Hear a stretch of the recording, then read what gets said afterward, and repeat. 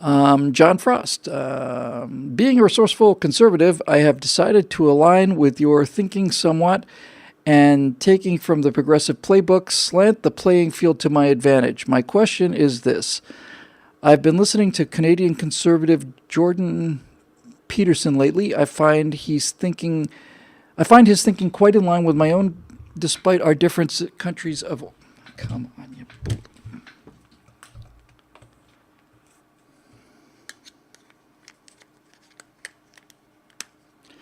Despite our different countries of origin, he indirectly has made me wonder about the notion of constitutional conservatism. The conservatism I follow is directed towards the Declaration's intent as it holds that the Constitution is to be shredded when the time comes and the corrupted government that it protects rather than the people is to be chuffed off.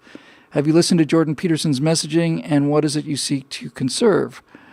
I have not listened to his messaging, and what I would seek to conserve is the Constitution that should never be chucked off.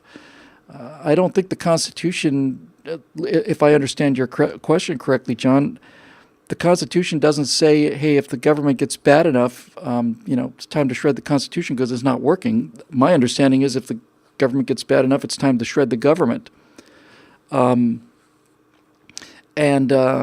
We certainly are as dysfunctional as we can be. Scott Ott does a segment this week on Right Angle about privatizing water supplies, and the level of mismanagement is in the government is unbelievable.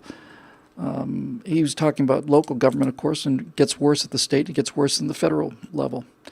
Scott pointed out, or Steve brought in some kind of an example where it turned out that some cities sold the water, not the water rights, they sold the parking meter rights. They sold something like 75 years of the parking meter revenues in this city. They sold to a private company in exchange for a lump sum of cash. And they gave up 75 years of parking meter revenue for this sum of cash, and they spent the cash that they got in 3 weeks. 3 weeks. So, there's your government for you. So I don't think the government. First of all, I don't know who he is. I do know that there have been times, not so much lately, but times when Canada seemed to be a considerably more conservative country than America, and that is a tough thing to have to face. Although with this Trudeau guy, they've got their Barack Obama, right? They've got their smile and they've got their smooth, and we'll see if they end up paying the same price that we did. I suspect they probably will. Anyway,